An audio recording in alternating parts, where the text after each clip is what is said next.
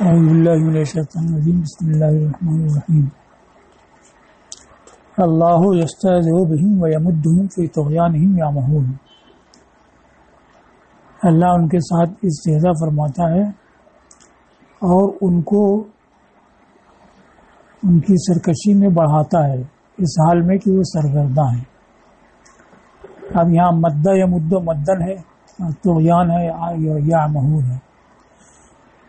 تو یمدو کے بارے میں بتا کہ یہ مد الجیشہ و امدہ بمعنی زادہ سے لیا گیا ہے، زادہ و قواہ، لشکر کو مدد دی یا امداد دی بمعنی اس کو زیادہ کیا اور اس کو قوت بخشی۔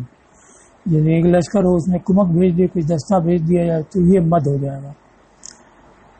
اور اسی سے ہے مددت السراج والارض اذا استصلحتهما بالزیت والسماد، سماد اور رماد۔ تو مددت السراج اذا استصلحت بالزیت اور مددت الارض اذا استصلحت بالسماد، یہ لفظ و نشر مرتب ہے کہ میں نے چراغ کو اور زمین کو بڑھایا جبکہ روغن سے اور کھاد سے اس کی اصلاح کرو۔ تو چراغ میں تیل بڑھا دیا یا زمین میں کھاد ڈال دی تو وہاں بھی بڑھانے کا معنی پایا جاتا ہے۔ لا من المد فی العمر، یہ مد فی العمر سے نہیں، جس کے معنی عمر بڑھانا، ڈھیل دینا ہوتا ہے، اس لیے کہ وہ لام کے ساتھ متعدی ہوتا ہے، جیسے املی لہم انک ایدی متون، تو جیسے عملہ یملی املان ڈھیل دینے کے معنی میں اور زیادہ کرنے کے معنی میں ہے، لیکن لام کا اس کا صلہ آتا ہے، ویسے مدہ لہو بمعنی عمر بڑھانا یہ لام کے ساتھ آتا ہے اور یہاں بغیر لام کے آیا ہے۔ تو اس وجہ سے یہ مد فی العمر یعنی عمر بڑھانے کے معنی میں نہیں ہوگا۔ اور اس پر دلیل ہے ابن کثیر کی قرأت وَيُمِدُّهُمْ، چونکہ امداد جو ہے وہ بہرحال عمر بڑھانے کے معنی میں نہیں آتا، زیادہ کرنے ہی کے معنی میں ہوتا ہے۔ تو اس دوسری قرأت سے پہلی قرأت کی تفسیر ہو جاتی ہے کہ یمدو بھی امداد یعنی بڑھانے ہی کے معنی میں ہوگا، لیکن یہ ابن کثیر کی قرأت سے سبا میں نہیں ہے۔ اب یہ جو فرمایا گیا کہ ان کی سرکشی میں ان کو بڑھاتا ہے اس حالت میں وہ سرگرداں ہیں، تو اب معتزلہ کے لیے دشوار ہے، کیونکہ جیسے سرکشی کرنا یہ قبیح ہے، ویسی سرکشی میں اضافہ کرنا، بڑھانا یہ بھی قبیح ہے، تو اللہ کی طرف اس کی اسناد نہیں ہو سکتی ہے۔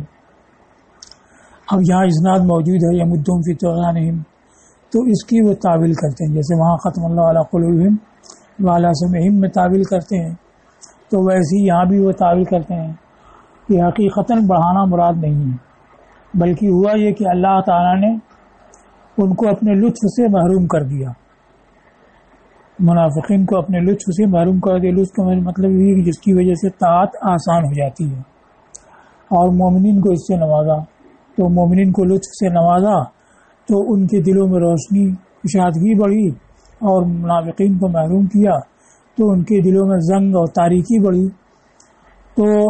اصل میں لطف سے محروم کرنا یہ اللہ کا فعل ہوا، اور تاریکی بڑھنا اور کفر میں ذاتی ہونا یہ منافقین کا اپنا فعل ہوا، لیکن چونکہ اللہ کے فعل کے نتیجے میں ہوا ہے، وہ مسبب ہے، اس وجہ سے اس کی طرف اسناد کی گئی مجازن، ایک تعویل۔ دوسری یہ کہ اس نے شیطان کو قابو دیا کہ وہ ان کو گمراہ کرے اور سرکشی میں بڑھائے،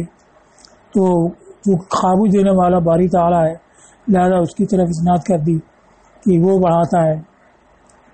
جیسے وہی فعل کی اسناد مسبب کی طرف ہوتی ہے۔ یہ دو تعویل یہاں ہے، دو اور کی ہے، لیکن زمخشری نے کشاف میں اس کو کہا کہ یہ ضعیف ہے، اور تعویل ایسی ہونی چاہیے جو نظم قرآن سے مناسبت رکھتی ہو اور اس میں خلل نہ واقع ہو۔ ان دونوں کو بھی آگے ذکر کیا ہے۔ تو وہ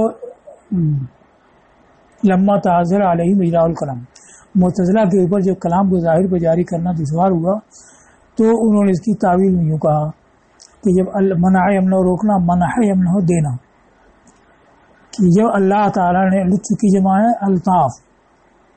تو لطف اسی کہتے ہیں جس کی وجہ سے طاعت آسان ہو، کہ جب اللہ تعالیٰ نے ان کو محروم کیا اس لطف سے جس سے مومنین کو نوازتا ہے، وَخَذَا لَهُمْ بِسُوءٍ، اور ان کی مدد چھوڑ دی ان کے کفر کے سبب، یعنی محروم کرنا یہ ایک سبب پر متفرع ہے کہ پہلے انہوں نے کفر کیا پھر اس پر مصر ہوئے، تو اس کے نتیجے میں اللہ نے اپنا لطف روک لیا۔ وَخَذَا لَهُمْ بِسُوءٍ، اور ان کی مدد چھوڑ دی ان کے کفر کے سبب اور اصرار کے سبب اور اپنے اوپر توفیق کی راہ بند کر لینے کے سبب۔ تو جب یہ لطف کو روک دیا فَتَزَائَدَتْ، تو اس کے سبب ان کے دلوں میں زنگ، غین اور ظلمت، ان کے دل زنگ میں اور تاریکی میں بڑھے۔ تزاید قلوب المؤمنین انشراحا و نورا، تزاید مصدر، کہ ان کے دلوں میں زنگ اور تاریکی بڑھی جیسے مومنین کے دلوں میں کشادگی اور روشنی بڑھی، یا یہ کہ شیطان کو ان کے گمراہ کرنے پہ قابو دیا، پھر شیطان نے ان کو سرکشی میں بڑھایا۔ تو دونوں میں اصل سرکشی میں بڑھانا اللہ کا فعل نہیں ہے، بلکہ پہلے میں تو ان کے کفر کی وجہ سے لطف سے محروم کرنا ہے، دوسرے میں شیطان کو قابو دینا ہے، مگر چونکہ یہ اللہ کی طرف سے ہوا تو اس کی طرف اسناد کر دی۔ تو جب لطف سے محروم کیا یا شیطان کو قابو دیا تو اسند ذالک کی لمحہ کا جواب یہ ہے، تو اس کی اسناد اللہ تعالی کی طرف کر دی، اسناد الفعل الی المسبب، جیسے فعل کی نسبت مسبب کی طرف ہوتی ہے۔ اب اس کے بعد اور نقطہ بیان کیا ہے کہ طغیانہم کہا ہے، یعنی طغیان کی اضافت ان کی طرف کی، یہ ظاہر کرنے کے لیے کہ دراصل اس کے مرتکب و فاعل وہی ہیں، اور طغیان کی نسبت ان کی طرف کی ان کی سرکشی میں بڑھاتا ہے تاکہ یہ وہم نہ ہو کہ اللہ کی طرف فعل کی اسناد حقیقتاً ہے۔ اور مصداق ذالک یعنی مصدق ذالک، اس کی تصدیق اس سے ہوتی ہے کہ جب مد یعنی بڑھانے کی نسبت شیاطین کی طرف کی ہے تو غی کو مطلق رکھا ہے اور فرمایا وَإِخْوَانُهُمْ يَمُدُّونَهُمْ فِي الْغَيِّ، یہ غیہم نہیں فرمایا، اور ان کے بھائی یعنی شیاطین ان کو گمراہی میں بڑھاتے ہیں۔ تو یہاں فی الطغیان نہیں بلکہ فی طغیانہم ہے، تو ہم ان کی طرف اضافت کرنے سے معلوم ہے کہ اس کے فاعل وہی ہیں، اور رب تعالیٰ فاعل ہوتا تو فی الطغیان ہوتا جیسے وہاں فی الغی ہے۔ ہمارا نزدیک یہ ہے کہ کوئی بھی فعل ہو اس کا دو تعلق ہوتا ہے، ایک بندے سے تعلق ہوتا ہے کسب کے لحاظ سے، اور ایک رب تعالیٰ سے تعلق ہوتا ہے خلق کے لحاظ سے۔ اب جیسے زید نے کھایا پیا تو اس لحاظ سے کہ زید اس کا فاعل اور اس سے متصف ہے تو اکل و زیدن و شرب و زیدن کہا جائے گا، اور اس لحاظ سے کہ باری تعالیٰ نے خلق کیا پیدا کیا ہے تو اس کی طرف اسناد کی جا سکتی ہے کہ اللہ ہی نے خلق کو عقل کو شروع کو پیدا کیا ہے۔ تو اب یہاں پر طغیان اور سرکشی سے متصف اور وہ ہوئے اور مرتکب اس کے وہی ہوئے، لہذا حقیقت ان کی طرف کسب کے لحاظ سے اس کی نسبت ہے اور خلق کے لحاظ سے اللہ کی طرف ہے۔ اسی طرح یہ اخوانہم یمدونہم فی الغی، تو یہاں مطلق ذکر ہے کیونکہ غی کا پہلے آ چکا ہے، لہذا فی الغی کافی تھا، غیہم کہنے کی ضرورت نہیں تھی، اس وجہ سے فی الغی آیا۔ لیکن کوئی بھی فعل ہو تو اس کی اضافت کسب کے لحاظ سے بندے کی طرف ہوگی اور خلق کے لحاظ سے تعالیٰ کی طرف ہوگی، تو نسبت تو اور تعلق تو اس کا دونوں سے ہوتا ہے، لہذا ایک کی طرف نسبت سے یہ نہیں معلوم ہو جائے گا کہ وہی خالق بھی ہے، بندے کی طرف نسبت سے یہ نہیں ظاہر ہوگا کہ وہی خالق ہے۔ تو تعبیر اور کی گئی ہے، تو کہا گیا کہ اس کی اصل ہے یمد لہم فی طغیانہم، بمعنی یملی لہم و یمد فی اعمارہم، اس کا معنی ان کو ڈھیل دینا اور ان کی عمر بڑھانا ہے، کہ وہ ان کو ڈھیل دیتا ہے اور ان کی عمر بڑھاتا ہے تاکہ وہ خبردار ہوں اور اطاعت گزار ہوں۔ فما زادوا الا طغیانا وعماہا، تو وہ سرکشی اور سرگردانی ہی میں بڑھے، وہ نہ بڑھے مگر سرکشی اور سرگردانی میں۔ تو اصل تھی یمد لہم، لام حذف کر دیا گیا اور یمد فعل کو متعدی نفسی کر دیا گیا، تو فعل کو متعدی نفسی کر دیا گیا جیسے باری تعالیٰ کے ارشاد واختار موسیٰ قومہ میں، اصلی من قوم ہی ایک تعویل یہ ہوئی کہ اللہ تو ان کو ان کی عمر بڑھاتا ہے تاکہ وہ خبردار ہوں اور ایمان لائیں، لیکن وہ سرکشی میں بڑھتے ہیں۔ دوسری تعویل کہ یمدو کے ساتھ لام مقدر نہ مانا جائے، تقدیر یہ ہو کہ یمدہم استصلاحا وہم مع ذالک یعمہون فی طغیانہم، یعنی فی طغیانہم جو ہے یعمہون سے متعلق ہے، یمدو سے متعلق نہیں ہے، کہ اللہ تو ان کو نیکی میں بڑھاتا ہے اور وہ سرکشی میں بڑھتے ہیں. یہ تقدیر یہ ہو کہ اللہ ان کو نیکی میں بڑھاتا ہے اور وہ اس کے باوجود اپنی سرکشی میں سرگرداں ہیں. تو مطلب یہ ہے کہ اللہ کا فعل جو ہے وہ واقع نہیں ہوتا ہے اور ان کا فعل واقع ہو جاتا ہے. قاضی عبدالجبار معتزلی نے کہا کہ ایک مجوسی نے مجھ کو جیسا الزام دیا ویسا کسی نے نہیں دیا. تو کہا کیا قصہ ہے؟ تو اس نے کہا کہ یہ مجوسی مجھ کو ملا تو میں نے اس سے کہا کہ تم ایمان کیوں نہیں لاتی؟ تو کہا اللہ نہیں چاہتا. تو میں نے کہا کہ اللہ تو چاہتا ہے، تمہارے شیطان تم کو نہیں چھوڑتا. تو کہا کہ فانا مع الشریک الغالب، یعنی شیطان کا چاہا ہوا ہو جاتا ہے، اللہ کا چاہا نہیں ہوتا ہے. تو اب یہ تقدیر نکالتے ہیں کہ اللہ تو نیکی میں بڑھاتا ہے اور اس کے باوجود وہ سرکشی میں سرگرداں ہیں. تو یہ دو تعویل اور ہوئی. زمخشری نے کہا کہ یہ نظم قرآن کے مناسب نہیں ہے، اس وجہ سے اس کو بیان نہیں کیا، اس کو خود ہی ضعیف کہا. مصنف نے بھی قلعے سے بیان کیا اور دو تعویل اوپر ہے جس کو کشاف میں اختیار کیا ہے. لفظ طغیان کو بتایا کہ یہ ضمہ اور کسرے کے ساتھ یعنی طغیان اور طغیان، جیسے لقیان اور لقیان. طغیان ایک قرأت شاذہ ہے، اس کا معنی تجاوز الحد فی العتو والغلو فی الکفر، سرکشی میں حد سے بڑھنا اور کفر میں غلو. اور اس کی اصل تجاوز الشیء مکانی، کسی چیز کا اپنی جگہ سے آگے بڑھ جانا. باری تعالیٰ کے ارشاد انا لما طغى الماء حملناکم فی الجاریہ. تو اب یہاں پانی کے لیے جو طغا فرمایا ہے تو اس کا مطلب سرکشی کرنا، نافرمانی کرنا یہ تو ہے نہیں، خالی حد سے بڑھنا، کہ پانی جب حد سے بڑھ گیا تو ہم نے تم کو کشتی پہ سوار کیا. اب یہ عمہون ہے تو اس کو کہا کہ عمہ بصیرت میں ویسے ہی ہے جیسے کہ عمہ بصر میں ہوتا ہے، کہ ایک نور قلب ہے جو جیسے انسان تأمل اور ادراک کرتا ہے، تو اس سے محروم ہونے کو عمہ کہا جاتا ہے. نور بصر جس سے انسان دیکھتا ہے وہ آنکھ میں ہوتا ہے، تو قلب میں جو نور ہوتا ہے اس سے وہ مفقود ہو تو وہی عمہ ہے، اور بصر میں جو نور ہوتا ہے اس سے محروم ہو تو وہی عمہ ہے. تو عمہ جو ہے بصیرت میں ویسے ہی ہے جیسے بصر میں عمہ یعنی نابینائی. اور یہ عمہ کیا ہے؟ التعیر فی الامر، کسی معاملے میں حیرانی اور سرگردانی. کہا جاتا ہے رجل عامہ اور عامہ صفت کا صیغہ. اور ارض عمہاؤ، تو زمین تو حیران سرگرداں ہوتی نہیں ہے، مراد کی ایسی زمین جس میں لوگ سرگرداں ہوں. لا منارہ بہا، جس میں نشان اور علامات نہ ہوں. تو اب علامات نہیں ہوں گی تو چلنے والا اس میں سرگرداں رہے گا، کدھر جانا ہے کہاں جانا ہے. ایک شاعر نے کہا اعمل ہدا بالجاہلین العمہی، اس کا پہلا مصرع ہے ومہمہن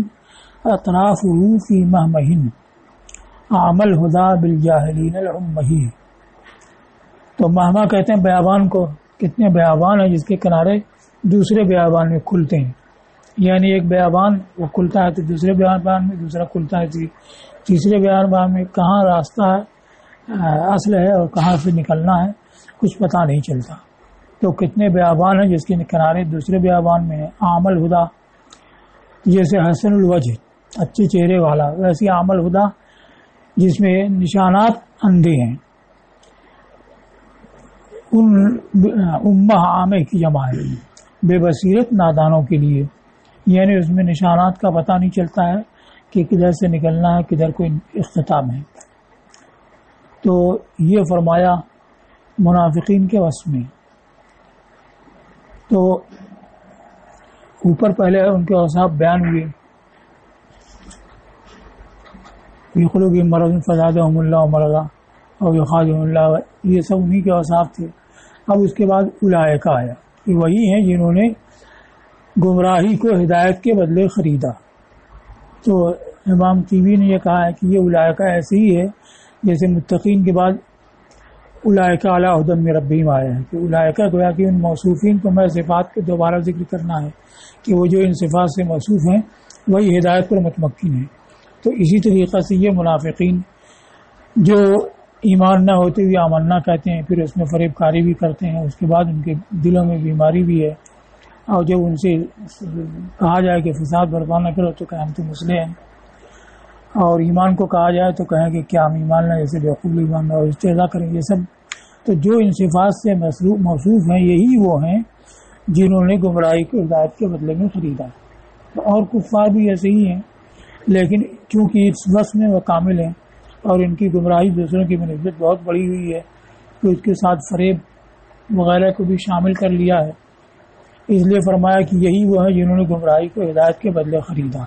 اب اس کو بیان کیا ہے کہ اشترا تو اصل میں خرید و فروخت سے ساز و سامان کا ہوتا ہے، سمن دے کر کے سامان لینا، اور یہاں ضلالت ہدا تو معنوی امر ہے، تو امر معنوی کے لیے تو خرید و فروخت ہوگا نہیں، کوئی امر حصی ہوتا ہے تو اس کو بیچا خریدا جاتا ہے. تو اشترا سے مراد کیا ہے؟ تو اس کو کہا کہ دو مطلب، یا تو یہ کہ ترجیح دی، یعنی وہ چاہتے تو ہدایت بھی حاصل کر سکتے تھے اور گمراہی پر بھی جا سکتے تھے، لیکن انہوں نے گمراہی کو ہدایت پر ترجیح دی. اختاروہا علیہ، تو مؤنث کی ضمیر ضلالہ کے لیے ہے، مذکر کی ضمیر ہدا کے لیے. دوسرے کی استدلوہا بھی، یعنی گمراہی کو ہدایت کے بدلے لیا، یعنی ایک نوع ہدایت ان کو حاصل تھی کہ فطرت سلیمہ اللہ تعالیٰ نے ان کو عطا فرمائی تھی. اور مصنف کے نزدیک ہدایت کا پہلا درجہ یہ 4 درجات ہیں. پہلا وہی فطرت سلیمہ اور قوائے محرکہ اور عاملہ کا فیضان، پھر انفس و آفاق میں دلائل قائم کرنا، پھر انبیاء اور رسول کے ذریعے ہدایت دینا، پھر خواب میں یا وحی و الہام کے ذریعے اسرار کو منکشف کرنا. تو یہ نوع ہدایت یعنی فطرت والی ان کو حاصل تھی، اس کو بھی انہوں نے ضائع کر دیا، برباد کر دیا. تو اس نوع کے بدلے میں انہوں نے گمراہی کو خریدا، تو استبدال کا معنی ہوا. لہٰذا یہاں اشترا یا تو اختیار کے معنی میں یا استبدال کے معنی میں. پھر اس کی اصل بیان کی کہ وصلو بدلو سمن لتحصیل ما یطلب من العیان. اشترا کی اصل ہے سمن کا صرف کرنا، اس کے حاصل کرنے، آیان میں سے اس کے حاصل کرنے کے لیے یہ مطلوب ہے. تو آیان کوئی محسوس خارجی ہو اور اس کو حاصل کرنے کے لیے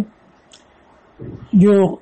یا وہ قبول ہوتا ہے وہی اشترا ہوتا ہے، اشترا و بیع ہوتا ہے. تو سمن دے کر کے سامان لینا یہ اشترا ہے. اب یہ بذل الثمن کہا، سمن دینا کسی عین کو حاصل کرنے کے لیے. تو دونوں عوضوں میں سے ایک اگر نقد ہو، نازل کا معنی نقد یعنی درہم دینار سونا چاندی، تو دونوں عوضوں میں سے اگر کوئی ایک نقد ہو تو تعین یکون ثمنا و بذلہ اشتراء، تو یہ متعین ہے کہ وہ ثمن ہو اور اس کو دینا خریداری ہو. یہ اس لحاظ سے کہ لا یطلب من حیث انہ لا یطلب لعینہ، اس لیے کہ نقد جو ہے بعین ہی مطلوب نہیں ہوتا ہے، یعنی درہم دینار خود مطلوب نہیں ہوتا ہے بلکہ اس کے ذریعے کوئی سامان لینا ہوتا ہے تو اس مطلوب کے حاصل کرنے کا وہ ذریعہ ہوتا ہے. جیسے کپڑا حاصل کرنا یہ مطلوب ہے، گھر مکان حاصل کرنا یہ مطلوب ہے، اور اس کے لیے اس کے حاصل کرنے کے لیے درہم دینار کو صرف کرتا ہے. تو درہم دینار یہ خود مطلوب نہیں ہوتے ہیں بلکہ مطلوب کے حصول کا ذریعہ ہوتے ہیں. تو جب دو چیزیں ہیں، ایک وہ ہے جو کہ خود سامان وغیرہ کی جنس سے ہے، متاع کی جنس سے ہے، اور دوسرے نقد کی جنس سے ہے. تو نقد جو ہے یہ تو مطلوب ہوتا نہیں ہے، لہذا یہ مبی نہیں ہوگا بلکہ یہ ثمن ہی ہوگا، اور اس کو دینا بیع نہیں ہوگا بلکہ اشترا ہی ہوگا. تو یہ صورت قائم کی ہے کہ دو عوضوں میں سے ایک نقد ہو تو اس کا ثمن ہونا، اس کے صرف کا اشترا ہونا متعین ہے، اور اگر دونوں طرف نقد ہو جیسے بیع صرف میں ہوتا ہے، یا دونوں طرف متاع ہو جیسے بیع مقایضہ میں ہوتا ہے، تو جس کو بھی ثمن کی صورت میں مان لیں تو اس کا دینا خریداری ہے، اور جس کو بھی متاع کی صورت میں مان لیں تو اس کا دینا بیع ہے. اس کو کہا ہے وَإِلَّا، ورنہ یعنی دونوں میں سے کوئی ایک نقد نہیں ہے بلکہ دونوں ہیں نقد یا دونوں متاع ہیں، ورنہ دونوں عوضوں میں سے جس کو ثمن کی صورت میں تصور کر لو تو اس کو دینے والا مشتری ہے اور اس کو لینے والا بائع ہے. اسی لیے ان دونوں کلموں کو ازداد میں سے شمار کیا گیا، یعنی حقیقتاً تو ازداد میں سے نہیں ہے، اشترا الگ چیز ہے، بے الگ چیز ہے، لیکن ایسی صورت پیش آتی ہے کہ جیسے متا کا متا سے تبادلہ ہو یا سمن کا سمن سے تبادلہ ہو، تو اس میں ہر ایک بائع ہر ایک مشتری اور ہر ایک کا فعل بائع اور ہر ایک کا فعل شراء ہو سکتا ہے، اس وجہ سے اس کو ازداد میں سے گنا گیا ہے۔ تو پہلا معنی تو یہ وہ سمن دے کے سامان لینا، ثم استعیر للاعراض اما فی یدہ مؤثرا به غیرہ سواء کان من المعانی او الاعیان، پھر اس کے بعد استبدال کے لیے بولا گیا کہ ہاتھ میں ایک چیز ہے، اس سے اعراض کیا اور دوسری چیز کو حاصل کیا، تو جو چیز پاس میں تھی اس سے اعراض ہوا اور دوسری چیز جو نہیں ہے اس کو حاصل کرنا ہوا، تو اس میں استبدال کا معنی پایا گیا کہ اپنی پاس والی چیز کے بدلے میں دوسری چیز لی جو پاس میں نہیں ہے، تو اس کو شراء کہا گیا۔ پھر یہ مستعار ہوا اس سے اعراض کرنے کے لیے جو ہاتھ میں ہے اس کے ذریعے دوسرے کو حاصل کرتے ہوئے، اور یہ چاہے معانی میں سے ہو یا اعیان میں سے ہو، تو اعیان میں سے تب تو شراء ہو ہی جائے گا حقیقتاً، لیکن معانی میں سے ہو کہ ایک وصف ہو، ایک معنی اپنے پاس ہے اور اس کو چھوڑ کر کے دوسرے معنی کو حاصل کرنا، تو یہ حقیقی شراء تو ہو نہیں سکتا ہے۔ اس وجہ سے یہ پہلے معنی سے عام ہے، اس میں توسع ہو گیا کہ پہلے میں تو صرف اعیان ہی کا تبادلہ ہوتا تھا اور اس میں معانی کا تبادلہ ہے، تو یہ اس سے عام ہو گیا استبدال والا معنی۔ اسی سے یہ شعر ہے، اخذت بالجمۃ راسا ازعرا وبالثنایا الواضحات الدردرا وبالطویل العمر عمرا جیزرا کمشتر المسلم تنسرا۔ جمہ کہتے ہیں بالوں کو، گچھے کو، اور ازعر کہتے ہیں گنجے سر کو جس میں بال نہ ہو یا کم ہو، اور ثنایا الواضحات ثنیہ کی جمع ہے، ثنایا دانت، اگلے دانت، واضح میں روشن، دردر مسوبے مغارض و اسنانی سبیے، بچوں کے بال اگنے کی جگہ، بچوں کے دانت اگنے کی جگہ، تو اس کو مسورہ کہا جاتا ہے۔ بالطویل العمر، طویل سے بدل ہے العمر، یاد تو بیان ہے، عمرن جیزرا نہیں عمرن قصیرہ، تو میں نے گیسو کے بدلے گنجا سانپ لیا اور روشن دانتوں کے بدلے مسولہ لیا، دانتوں سے خالی مسولہ لیا، اور لمبی عمر کے بدلے کوتاہ عمر لی۔ تو پہلے اچھے خاصے بال تھے اب جھڑ گئے تو گنجا سر ہو گیا، پہلے اچھے خاصے دانت تھے وہ گر گئے تو خالی مسولہ رہ گیا، پہلے عمر لمبی تھی اب اکثر گزر گئی تو اب چھوٹی عمر بچی ہے، یعنی 10-5 سال بچی،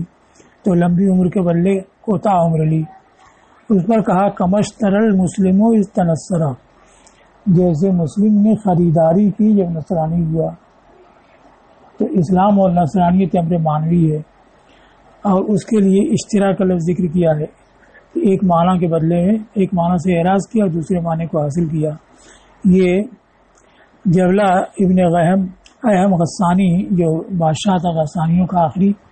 وہ فاروق اعظم رضی اللہ تعالیٰ کے زمانے میں اسلام لایا، اب اتفاق ایسا کہ طواف کر رہا تھا، اس کے اعزاز سے پر کسی کا پیر پڑ گیا،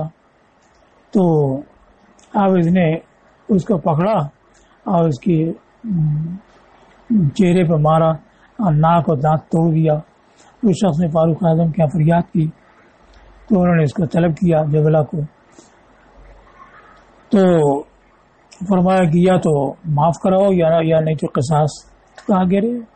بادشاہ سے گیا کوئی قصاص، دماغ میں تو بادشاہ تھی، تو فرمایا کہ الاسلام سبقہ بینکم، کہ اسلام نے تمہارے درمیان برابری کر دی۔ تو اس نے مہلت مانگی رات بھر کی، اور رات وہ قیصر روم سے جا ملا اور نصرانی ہو گیا۔ بعد میں افسوس بھی کیا، لیکن پھر اسلام کی طرف پلٹا نہیں، تو اسلام کو چھوڑا اور نصرانیت کو اختیار کیا۔ یہ استبدال ہوا، ایک معنی کے بدلے میں دوسرا معنی لیا، اس کو اشتراک کہا ہے۔ تو یہ امر معنوی ہے، اعیان میں سے نہیں ہے، اور وہاں اشترا ہوا۔ تو اب یہ پہلے معنی سے میں تو اسلام تو اس کو حاصل تھا اور اس کو اعراض کیا، اور نصرانیت کو اختیار کیا، اس کے لیے اشترا کہا ہے، تو یہ دوسرا معنی ہوا۔ پھر اور اس میں وسعت ہوئی،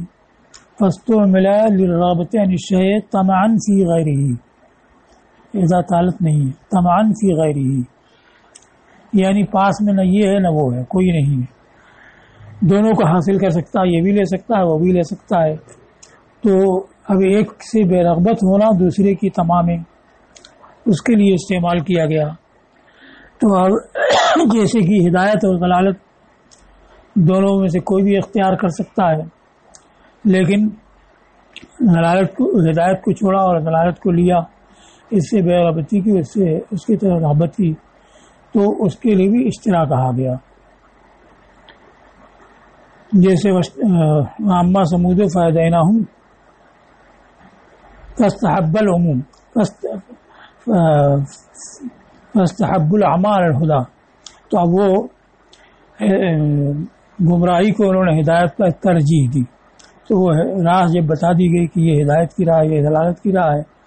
تو وہ دونوں میں سے کوئی بھی اختیار کر سکتے تھے، لیکن انہوں نے ضلالت کو اختیار کیا تو اسی کو ترجیح دینا کہا گیا ہے۔ ویسے یہاں اشترا کہا گیا ہے۔ پھر اس میں وسعت ہوئی تو ایک شے سے بے رغبت ہونے کے لیے دوسرے شے میں طمع کی وجہ سے استعمال ہوا، تو یہ تیسرا معنی ہوا۔ تو اب یہاں پہلا معنی یعنی سمن دے کے سامان لینا وہ تو ہے نہیں، تو یا تو دوسرا معنی مراد ہے یا تیسرا معنی مراد ہے۔ تو دوسرا معنی مراد ہو تو ان کے پاس تو ہدایت کبھی تھی نہیں کہ ہدایت دی ہو کہ ضلالت لی ہو، تو اس کو کہا کہ پہلی نوع ہدایت جو ہے یعنی فطرت سلیمہ وہ ان کے پاس تھی، اس کو انہوں نے برباد کیا اور گمراہی کو اختیار کیا، تو استبدال کا معنی پایا گیا، تو یہ معنی مراد ہے۔ یا تیسرا معنی یعنی ضلالت ہدایت دونوں حاصل کر سکتے تھے، لیکن انہوں نے ہدایت کو چھوڑا اور ضلالت کو لیا، تو ایک سے بے رغبت ہوئی دوسرے میں رغبت کی، اس کو اشترا کہا گیا ہے، تو تیسرا معنی مراد ہے۔ والمعنى انهم اخلوا بالهدى الذي جعل الله لهم بالفطرة التي فطر الناس عليها محصلين الضلالة التي ذهبوا اليها، مطلب یہ کہ انہوں نے خلل اندازی کی اس ہدایت میں جو اللہ نے رکھی ہے ان کے لیے فطرت کے سبب، جس پر کہ لوگوں پیدا کیا ہے، اس ضلالت کو حاصل کرتے ہوئے جس کی طرف وہ گئے، تو فطرت والی ہدایت تو ان کے پاس تھی، اس کو ضائع کیا اور ضلالت کو حاصل کیا، تو استبدال کا معنی پایا گیا۔ وہ نہیں بلکہ او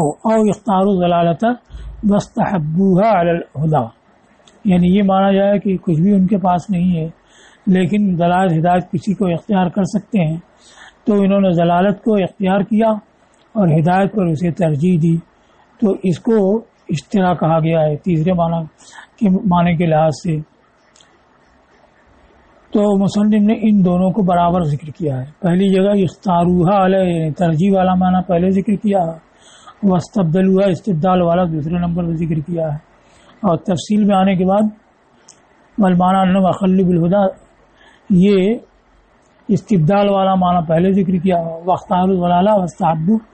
یہ اختیار والا معنی بعد میں ذکر کیا ہے۔ اس کا مطلب یہ ہے کہ دونوں برابر ہیں، کوئی ایک معنی لے سکتے ہو، یا تو استبدال کا یا ترجیح دینے اختیار کرنے کا۔ اب اس کے بعد آیا فما ربحت تجارتهم، تو ان کی تجارت نفع نہ لائی، وما كانوا مهتدين اور وہ ہدایت والے نہیں تھے۔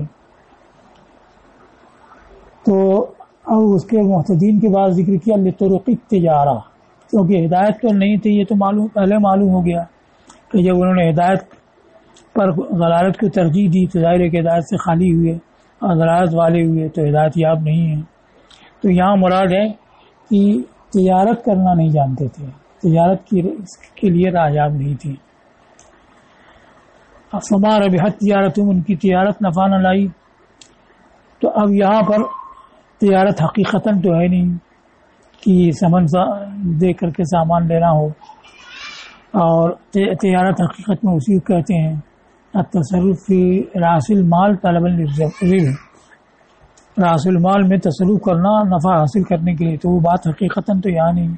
مگر جو ان کا فعل تھا یعنی ہدایت کو چھوڑنا گمراہی کو لینا، اس فعل کے لیے جب اشترا ذکر ہوا تو اس کی ترشیح میں ربحت تجارت نفع کا ذکر اور تجارت کا ذکر بھی آیا، کہ ترشیح میں کیا ہوتا ہے، استعارہ میں اشتروا غلالۃ بالہدیٰ، تو استبدلوا یا اختیاری کو معنی میں اس میں استعارہ تصریحیہ طبعیہ ہے۔ اور پھر اس کے بعد جب مشبہ بہی کا مناسب لایا جائے، یعنی اشترا جو مشبہ بہی ہے اختیار و استبدال کا، اس مشبہ بہی کا مناسب لایا جائے تو وہی ترشیح ہوتا ہے۔ تو اشترا کا مناسب ہے ربحت تجارت، تو یہ اس کی ترشیح ہوئی۔ اب مجاز، کیونکہ استعارہ مجاز ہوتا ہے، تو یہ مجاز کی ترشیح ہے جب ان کے معاملے میں اشترا کا استعمال ہوا، اتبعہ ما یشاکلہ تمثیلا لخسارہم، تو اس کے پیچھے وہ رکھا جو اس اشترا کے مناسب ہے ان کے خسارے کی تمثیل کے لیے، ان کی خسارے کی تشبیہ کے لیے۔ یہ تمثیلا لخسارہم کہا ہے، اس کا مطلب یہ ہے کہ صراحتاً تو ذکر یہ کہ نفع نہیں ملا، اور یہ اس کا معنی صریح ہے، اور معنی کنائی کیا ہے کہ گھاٹے میں رہے، اس لیے کہ عموماً ایسا ہی ہوتا ہے کہ جب کوئی تجارت کرتا ہے نفع نہیں ملتا ہے تو گھاٹا ہی ہوتا ہے، کم سے کم محنت جو گئی، وقت صرف ہوا، یہ سب ضائع ہوا، لہذا خسارہ ہی ہوا۔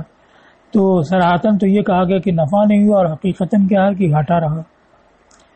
تو ان کے گھاٹے کی تمثیل کے لیے فرمایا گیا ہے وما ربحت تجارتہم، کہ ان کی تجارت میں نفع نہیں ہوا، گھاٹا ہوا۔ تو اب چونکہ اشترا آ گیا، غلالۃ ہدیٰ سے متعلق اشترا کا مناسب یہ ربحہ یہ آ گیا،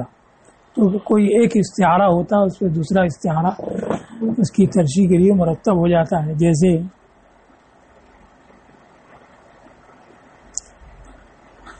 وَلَمَّا رَأَيْتُ النَّصْرَ عَزَّ بْنَ دَايَةٍ وَعَشَّشَ فِي وُكْرَيْهِ جَاشَ لَهُ صَدْرِي، نصر کہتے ہیں سفید کرگس کو، گدھ کو، ابن دایا یہ کوے کو کہتے ہیں، دایا اصل میں تو ریڑھ کی ہڈی کو کہتے ہیں،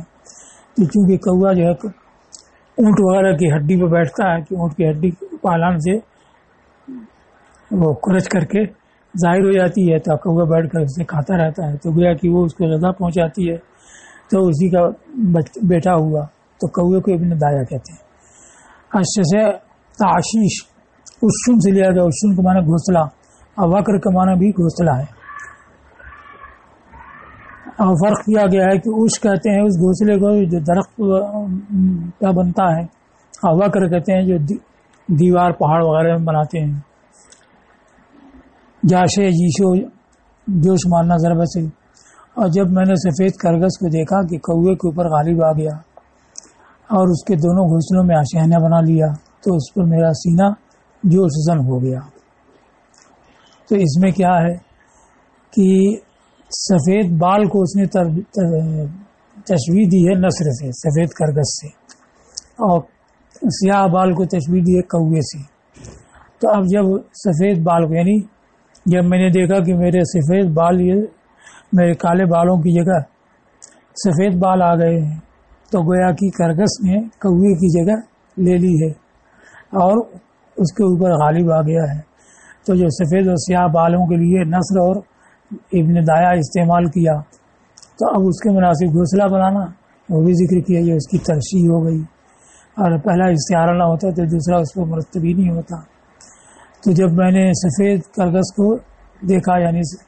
کہ عزہ ہے وہ غالب آ گیا ہے کوے پر، یعنی سفید بالوں کو دیکھا کہ وہ سیاہ بالوں پر غالب آ گئے، اور اس کے دونوں گھونسلوں میں آشیانہ بنا لیا۔ تو دونوں گھونسلے سے کیا مراد؟ سر اور داڑھی کے بال یہیں زیادہ ہوتے ہیں، یا یہ ہے کہ دونوں گھونسلے سے مراد دونوں کن پٹی کے بال کے پہلے وہی سفید ہوتے ہیں۔ تو اس حالت کو دیکھ کر کے میرا سینہ جوشن ہو گیا۔ تو اب چونکہ نصر اور ابن دایا کا استعمال سفید سیاہ بالوں کے لیے کیا ہے، تو اب اس کے مناسب آشیشہ بھی لایا ہے، تو یہ ترشیح ہے۔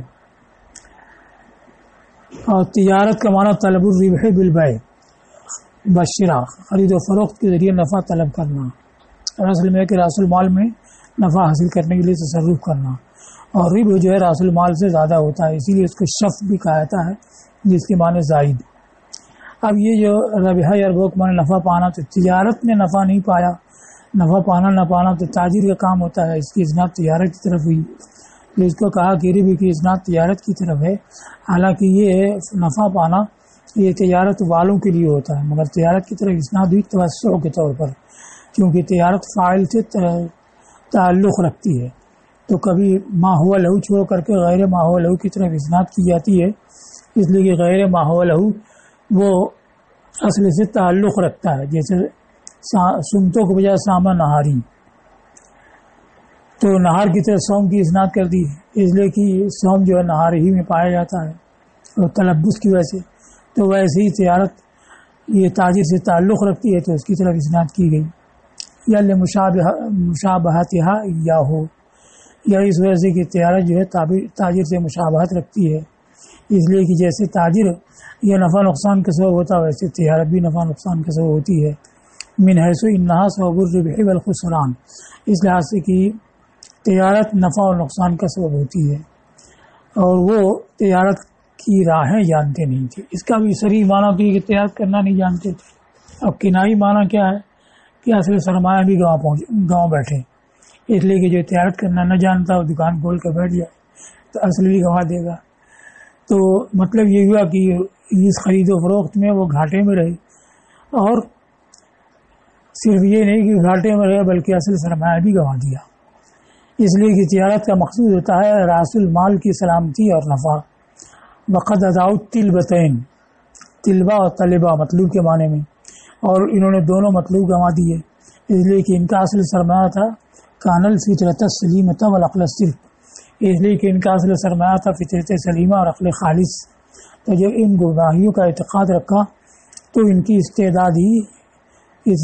فطری جو حاصل تھی وہ باطل ہو گئی اور ان کی عقل مختل ہو گئی، اور ان کے پاس وہ سرمایہ ہی نہ رہا جس سے کہ وہ حق کے پانے اور کمال کے حصول تک جس کو ذریعہ بنائیں، کہ اب عقل و فطرت ہی باقی رہی تو اب حاصل ہی نہیں کر سکتے کسی طرح سے، تو جب سب کچھ گنوا بیٹھے فبقوا خاسرین عائبین آئسین عن الربح فاقدین للأصل، تو اب چونکہ مارب ہے تجارتوں کا مطلب ہے خسارہ میں رہے، اس لیے خاسرین سے تعبیر کی، تو یہ گھاٹے والے اور نفع سے نا امید، اور ما کانوا معتدین بطرق تجارہ کا مطلب ہے کہ اصل سرمایہ معنی کنائی یہی ہے، تو اس کے لحاظ سے کہا فاقدین للأصل، تو یہ گھاٹے والے نفع سے نا امید اور اصل اس کو گنوانے والے ہو کر کے رہ گئے۔